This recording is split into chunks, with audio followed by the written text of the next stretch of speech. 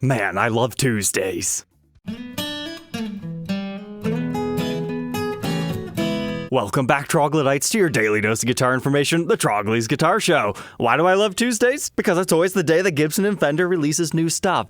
And I am so elated with this new collection. You guys remember those Leo Scala Flying Vs that they did within their Master Artisan series? Now we have Gibson celebrating one of their own actual custom shop employees, Rickie Hinrichsen. He's the newest Gibson custom shop carver artist. So we've actually interviewed him in the past on some of his creations. He's the guy behind the Spider L5 from 2019. He's also the one that did that crazy psychedelic paint job that apparently Gibson bought back for their own collection because it was so cool. In many ways, I regret not buying that thing myself. So whether it's carving or painting, he does a little bit of both, and he's got such a great backstory. You can hear him tell the story in his own video, but basically he has the tried and true tale of starting low in the totem pole and then working his way up until eventually prophecies were fulfilled and his potential was discovered and he becomes the custom shop carver. So I always like rooting for Rickie here. And the fact that Gibson is finally putting his name out to the public huge like this is great because Gibson doesn't have a history of celebrating their artisans behind the scene, and it seems like they're finally changing that. Fender is so much better. You can easily name off 5 master builders: Paul Waller, Yuri Shishkov, Ron Thorne, Todd Kraus, Greg Fessler. I mean, you can go to Fender's website and meet all the builders right here. So it's great that Gibson's finally shifting towards that approach as well, because then you get your little fan base of people within them that, hey, I only want to buy a Thorne Fender, or Kyle McMillan. But anyways, here is the new Rickie Hinrichsen collection. Starting off, we have the Winged Heart Les Paul Custom. So it's a flame maple top that's so wide, it's almost breaking into quilt territory. But then it looks like we're trying to do some symbolization of a heart that has the wings. You know, that's why they call it the Winged Heart. And this is a raised design that you'll be able to feel.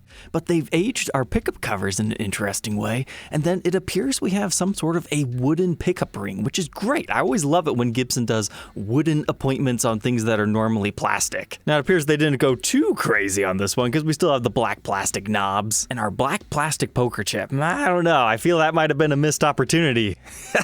Should have had a wooden one because I really like that light smoky color. It matches well with the aging and everything that they've got going on here. But then if they did that, they would have had to have done the knobs. But I think the black knobs work because it doesn't steal the design show. But for me, I really like the fretboard here. So instead of traditional inlays, we've got wooden inlays that are just kind of all over the place. I'm not sure what they're trying to symbolize here necessarily, but we've got a flame maple fretboard with like a dusty, rusty finish. And as far as the headstock goes, it looks like we've got the Grover Imperial style tuners and a regular black headstock. That would have been cool had they did a dark wooden color like the pickup rings for the headstock face veneer. But then you run the chance of just washing out the whole effect. The headstock is certainly a statement piece here. And then the whole calling card for this new series is they have a nice relief carving on the back. So we've got some sort of a feather back here. And we have his initials here, R-A-H. And then our serial number here is CS for Custom Shop WH Winged Heart 1. Now, as far as I'm aware, these are one-offs. I could be wrong on that. This particular serial number style scares me when these are pretty significant investments. The Winged Heart is priced at $35,000 US. That's expensive for what it is, but hey,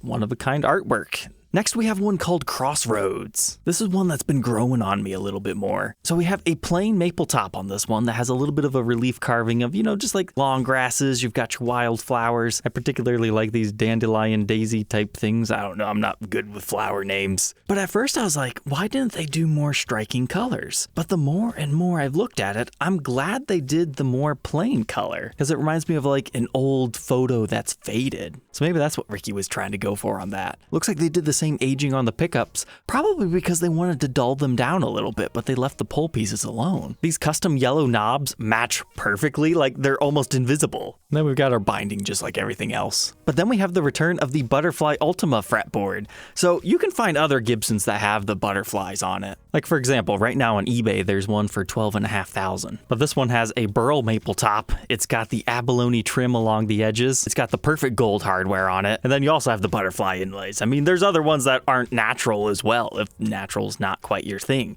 But the mahogany on this one, definitely choice. And then you get all this super flamedness. Honestly, that thing seems like a steal at $12,500. But the difference is that one wasn't part of a series. If I remember the story on that one correctly, it might be a different one, but I know the guitarist of Three Door hours down, custom ordered one just like that, and it's because there was a bullet found in the wood, which I think this is what that was. It might have been a different example that looked very similar to this one. And then we look on the back, it's relatively plain mahogany with some cool wood grain, and then a 5-piece maple neck, nice and figured. This one has a price tag of $30,000 and is labeled CSCR1. What's fascinating about this one though is it doesn't have the custom shop decal. I wonder if they forgot that or they just decided this one didn't need it because you have all the beautiful natural woods. Our next one is called Red Sands, so they're kind of going for some Native American influenced art, which I'll be honest, I'm more excited about how they spec this thing out rather than the particular design. I mean, art is subjective. You're going to like some, you're going to not like others. It kind of reminds me of the old goof hiders that Gibson used to do in the early 70s on like mini humbuckers when they messed up the routes, or sometimes you'd find them around the bridge studs. And it also, for some reason, reminds me of the Boogie Van series. But I like the turquoise color knobs at the top here. And once again, these are all relief carvings, so you'll be able to feel them. But look at the headstock on this thing. It looks like a Gibson acoustic, only single ply binding, still labeled as a custom, but yet it has the crown inlay. It's so confusing, I love it. And then I guess it kind of makes sense that I thought acoustic because we've got the J200 style crown inlays. That's what gets me most excited about this one. It's just really nicely specced out as far as, unique inlays that you don't normally find on a Les Paul custom. The back, just like the other ones, pretty standard. And now we've got the return of the Gibson custom decal, and it's called Red Sands 1. And it's the least expensive of the bunch at $25,000.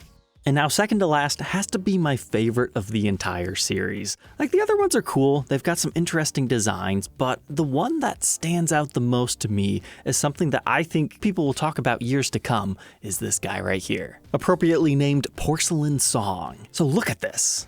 Very striking. So it's designed off of one of them Chinese porcelain cups. They're always so fancy, very intricate artwork. But this one, all this stuff is carved very, very slightly. It's not just a paint job. I think this one really exemplifies what he is capable of as far as, really fine detailed artwork and the cool painting process. And I love the powder-coated white pickup covers that just completely blend in with your pure white. You got a couple of flowers up here because that's just his style. Then you got your jade color toppers and your golden knobs. I just wish all these would have been specced out on, historic 57 or 68 reissues so we would get the ABR1 bridge, because the Nashville, yeah, it's a great bridge, but it has a little bit larger of a profile, and I think the ABR1s would have just transformed all of these guitars because you could see more of the design that they were trying to do. The inlays are a bit special on this one as well. They did the whole jade color. I mean, maybe they're trying to go for like the green tea look. I'm not 100% sure on that. But then you've got the pure white sides going on. This is probably one you would have to see in person to fully appreciate. Out of everything, this would be the one I would be the most interested in, but it's tagged at $35,000. And to be honest, given the choice between this and the Dragon Les Paul that we talked about a couple of weeks ago,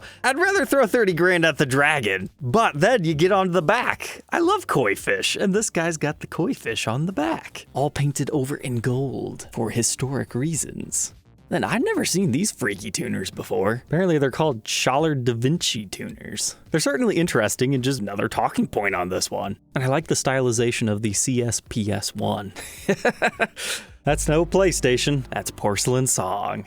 Then the last one in the series is actually being sold as a set at $50,000. So you get the matching Les Paul Custom, which is, hey, a one humbucker guitar, and you get a Mesa Boogie amp. Now it's all beautifully flamed and matching in color. However, it's also carved at the top with some flowers and that sweet basket weave design. And then he also did it on the side, all flamed up and with the Mesa logos. And then the other side has the Gibson logo, so that's kind of cool. I'm not sure, but that might be the first official Gibson branded Mesa Boogie.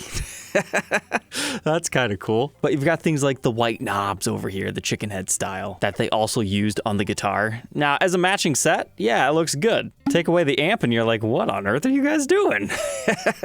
I really like the color on this, but I kind of wish we could have saw it done up in a different way. Like Rick doesn't do the burst paint jobs. I think he does the fine, intricate paint work. So to see that all get covered over in just, a generic burst job is kind of sad. I feel like we could have had something special in the center and then color those up, but had like maybe the burst underlying. Like maybe this just wasn't done yet. They could have sprayed this and then painted the flowers over top of it to really help that pop more. But if you do that for one, then you have to do that over here. So I guess I kind of get why they didn't. It is an attractive looking guitar just like this. But they put the Boogie. Okay, so it's a Mesa Boogie branded Gibson via the pickup covers your truss rod cover, and then your back plate. I mean, technically you could remove the boogie from the Les Paul, but you can't take the Gibson out of the boogie. So, Troglodytes, I hope you enjoyed tonight's episode. Let me know down in the comments, which one of these is your favorite? I mean, they're all so different. One of these has to speak to you, right? Obviously, they're priced for collectors, not necessarily to be taken out on stage unless you're a very wealthy player. And then let me know, would you like to see one of these documented? Or does somebody want to do a new Guitar Day purchase? I'd love to document an original Hinrichsen. Don't forget to like, comment, and subscribe, and we'll catch you tomorrow on the next one. Take care.